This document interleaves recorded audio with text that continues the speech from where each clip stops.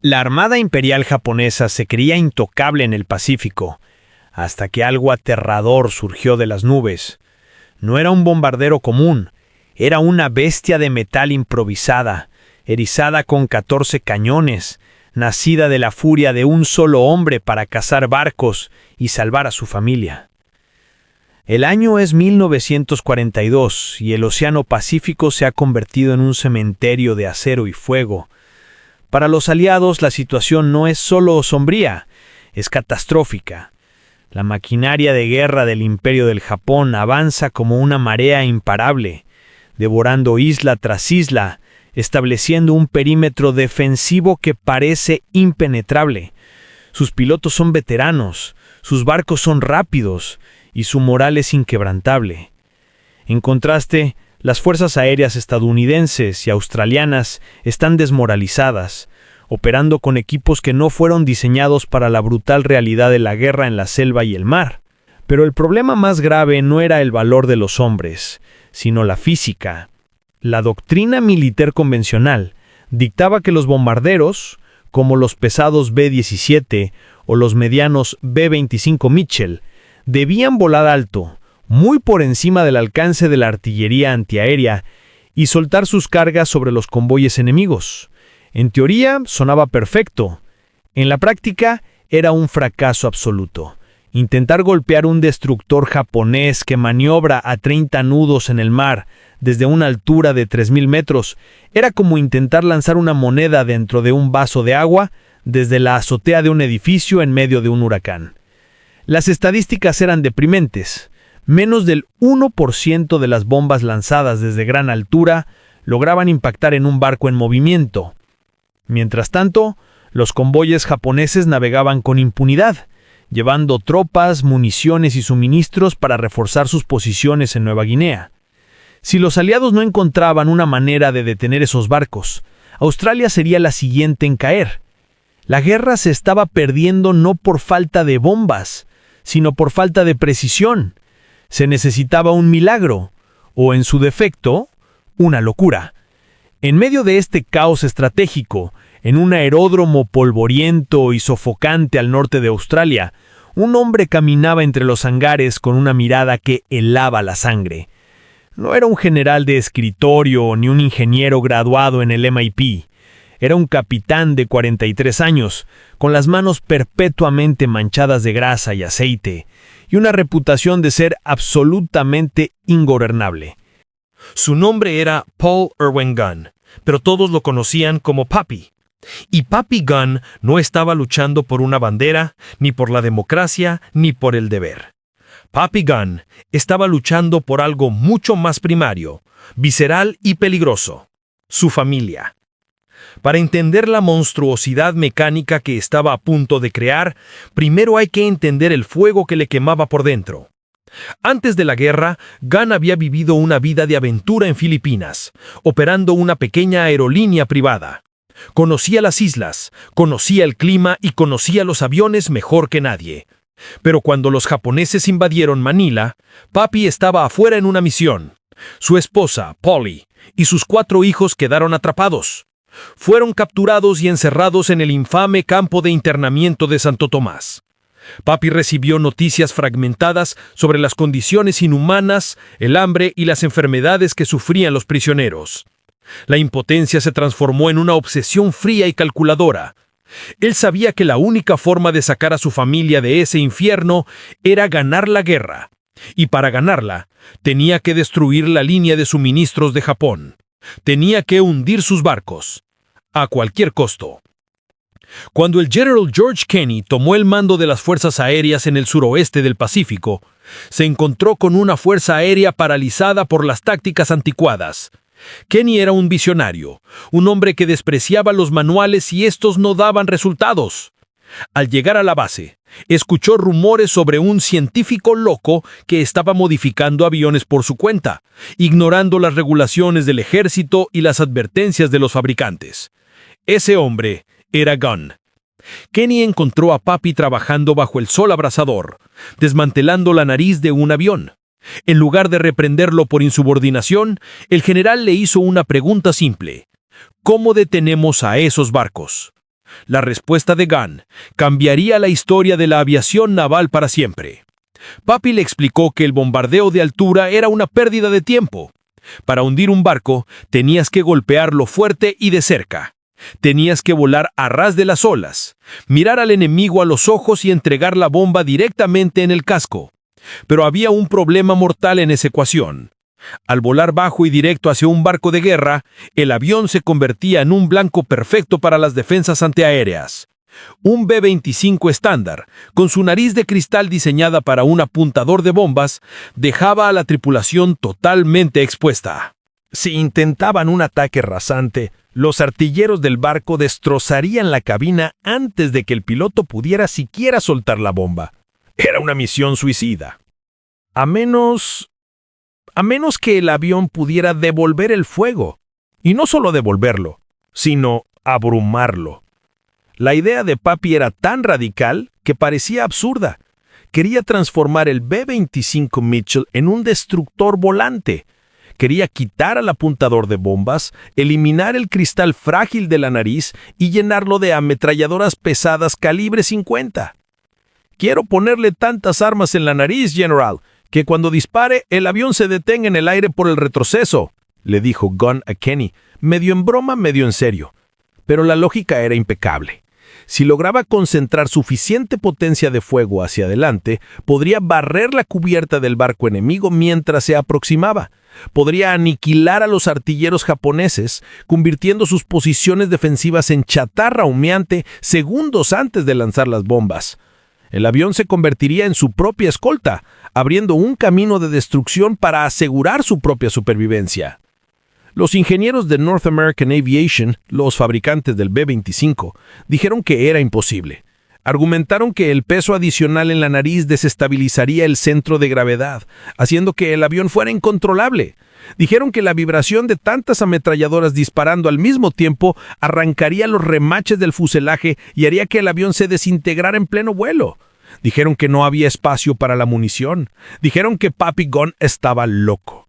Pero el General Kenny no escuchó a los ingenieros. Escuchó al padre desesperado que tenía un plan. Le dio a Gunn carta blanca, un equipo de mecánicos leales y un hangar lleno de chatarra y repuestos. «Hazlo funcionar, Papi», le ordenó. Así comenzó el proyecto más ambicioso y clandestino del Pacífico. Sin planos oficiales, sin manuales de instrucción y bajo el secreto más absoluto, Papi Gunn empezó a cortar metal. No estaba simplemente modificando un avión, estaba creando una nueva especie de depredador.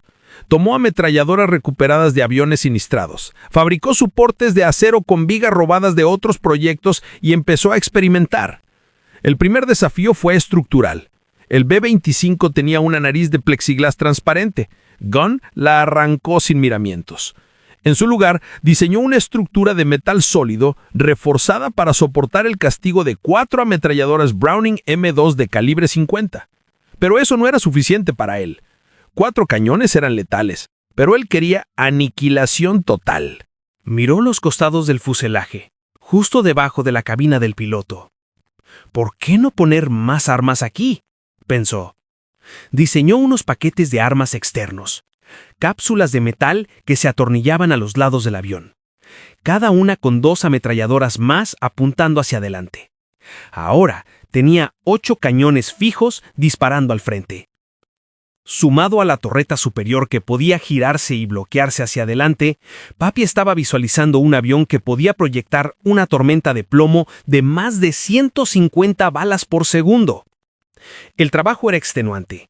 El calor dentro de los aviones aparcados bajo el sol australiano superaba los 50 grados. Los mecánicos trabajaban hasta el agotamiento, impulsados por la energía maníaca de Gunn. Él estaba en todas partes, soldando, remachando, calculando las líneas de alimentación de munición en servilletas de papel. Cada problema técnico era un enemigo personal que debía ser vencido. Cuando las ametralladoras se atascaban por el polvo, modificaba los mecanismos de alimentación. Cuando el peso de la munición amenazaba con inclinar el avión hacia adelante, añadía lastre en la cola o movía las radios de sitio. Lo que estaba emergiendo en ese hangar no era bonito. No tenía la elegancia aerodinámica de un Spitfire, ni la majestuosidad de un B-17. Se veía rudo, pesado y brutal. La nariz sólida le daba un aspecto de bulldog enfurecido. Los cañones asomaban como colmillos metálicos, prometiendo violencia. Los pilotos que pasaban por allí y veían el prototipo lo miraban con una mezcla de escepticismo y temor. Nadie había volado jamás algo así. Nadie sabía si esa cosa podría siquiera despegar sin estrellarse al final de la pista. Pero Papi no tenía dudas. En su mente ya podía ver a su creación descendiendo sobre los convoyos japoneses, rasgando el acero de los barcos y abriendo el camino hacia Manila. El monstruo estaba a punto de nacer y la guerra en el Pacífico estaba a punto de cambiar de una manera que ni siquiera los almirantes japoneses en sus peores pesadillas podían imaginar. El ambiente en Chartres Towers no tardó en cambiar de escepticismo a un sobrecogedor terror. Cuando Papi declaró terminada la primera conversión del B-25, la única pregunta que importaba era si esa monstruosidad podría volar. La duda se disipó al momento de la primera prueba de fuego. El bautismo de fuego y la táctica del terror. El primer vuelo de prueba no fue un evento formal, fue una demostración de fuerza. Un equipo reducido de mecánicos y un General Kenny con nervios de acero observaron desde la pista. Cuando el piloto de pruebas, un joven con el doble de agallas que sentido común, pisó los frenos e inició el encendido simultáneo de los 14 cañones apuntando hacia un objetivo abandonado en la llanura, el aire se partió en dos.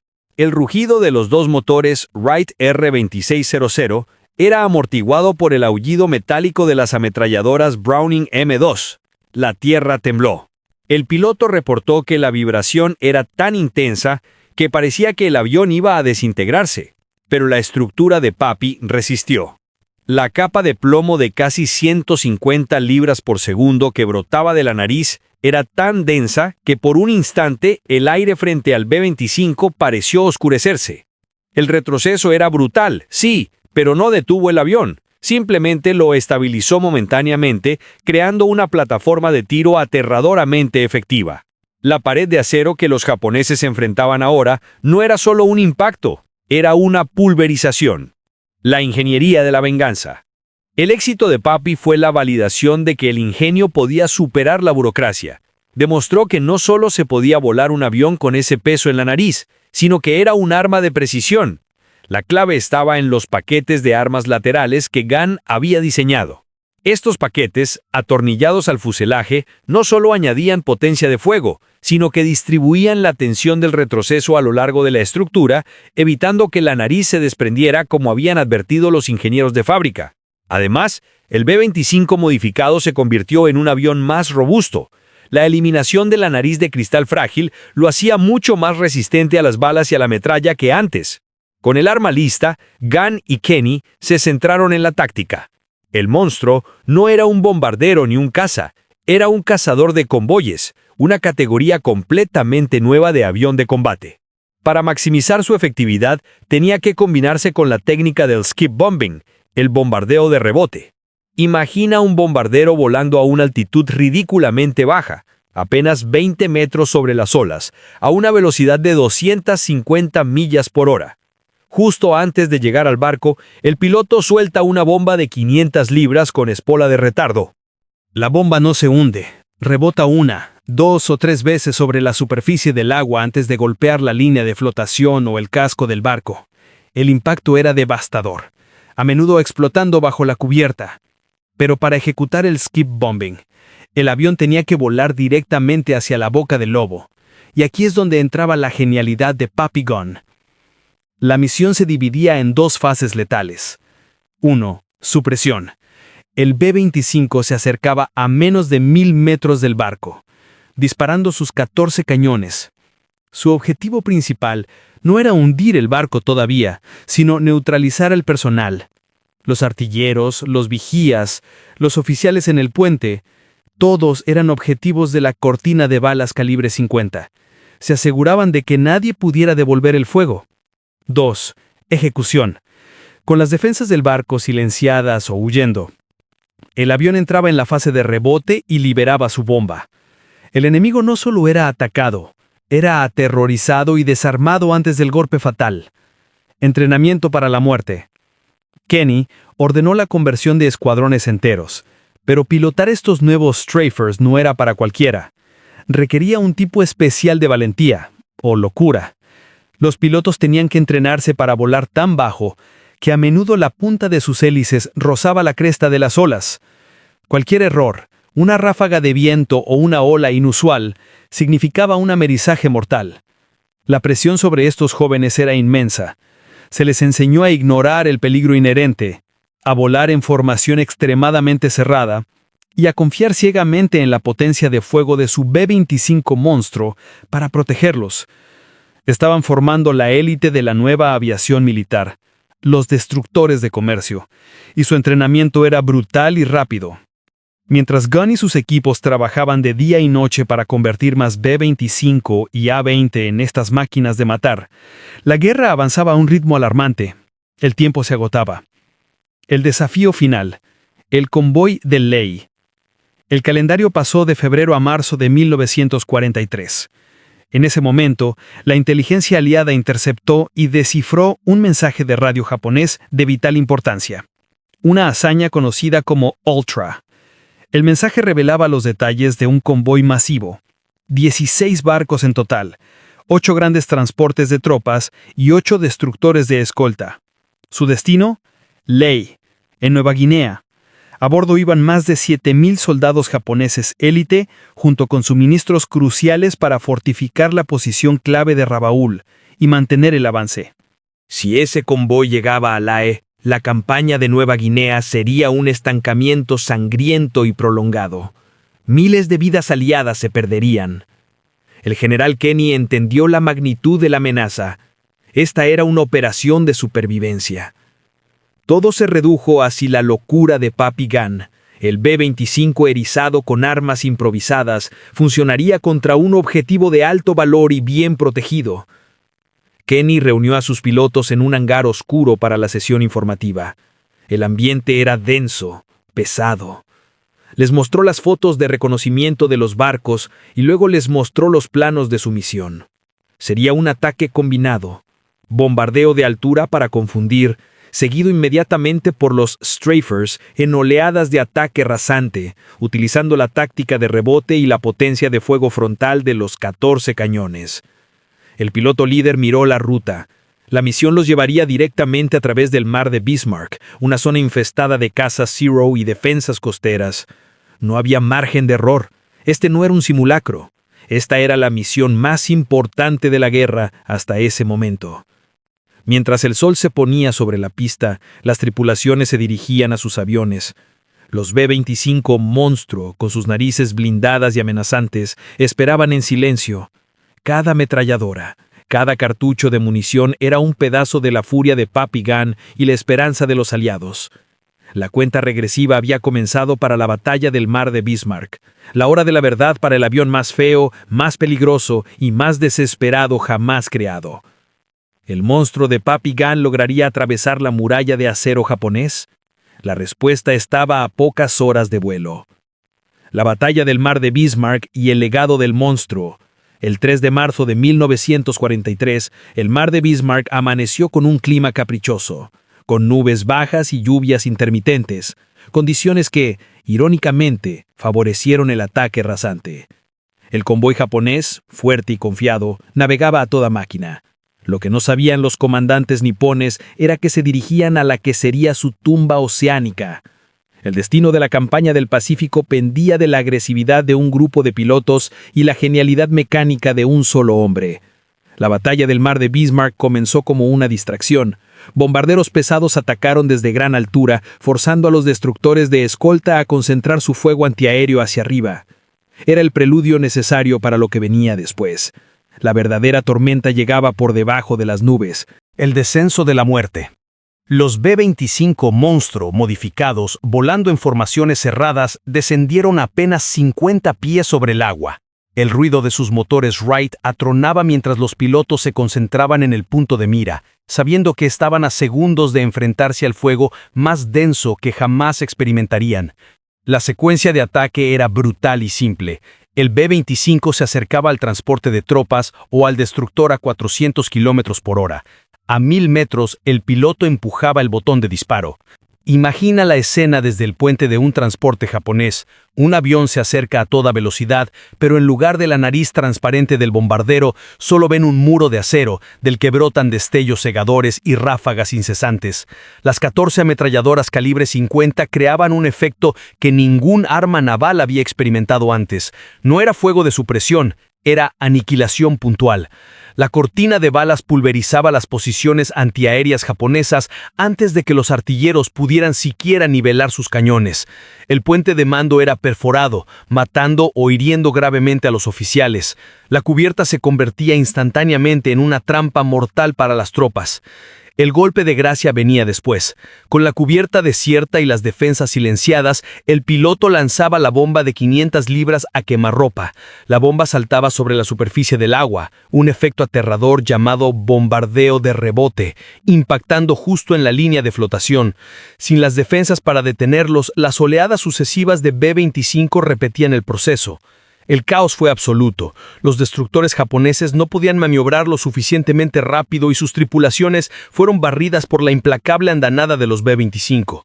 Los transportes, sin defensas y golpeados bajo la línea de flotación, comenzaron a hundirse rápidamente, llevándose consigo a miles de soldados y toneladas de suministros. Al final del día, el mar de Bismarck se había convertido en un infierno. El resultado fue una victoria aliada abrumadora y totalmente decisiva.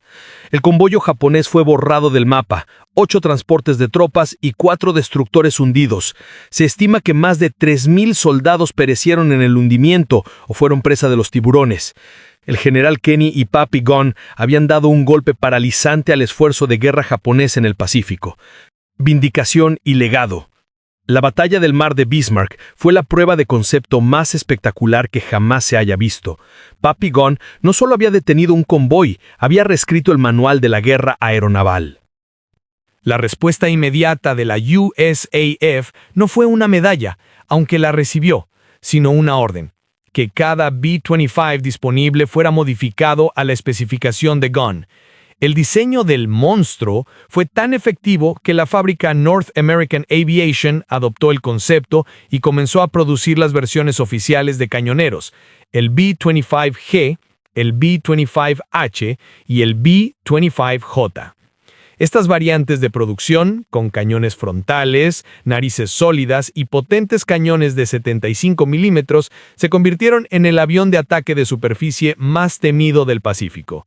El monstruo se había convertido en un arma estándar, un ícono de la innovación en medio del caos. Pero para Papi Gunn, la guerra siempre fue personal. El verdadero premio no fue el reconocimiento militar, sino la liberación. En 1945, cuando las fuerzas estadounidenses finalmente liberaron Manila, Papi voló hacia el campo de Santo Tomás. Tras años de incertidumbre, se reunió con su esposa y sus hijos. La furia que había impulsado la invención del avión más temible del Pacífico se disolvió en lágrimas y alivio. Él había ganado su guerra. La historia del B-25 de 14 cañones no termina en 1945. La invención de Papi Gunn estableció un nuevo paradigma: el avión de ataque de gran potencia de fuego frontal. Su concepto de un avión convertido en una batería de artillería volante es el antepasado directo de los aviones de ataque modernos. Miren cualquier aeronave de apoyo aéreo cercano de las últimas décadas, especialmente el temible cañonero AC-130 Spectre. La idea fundamental, volar bajo y concentrar una potencia de fuego abrumadora en un solo punto, nació en ese hangar polvoriento de Australia.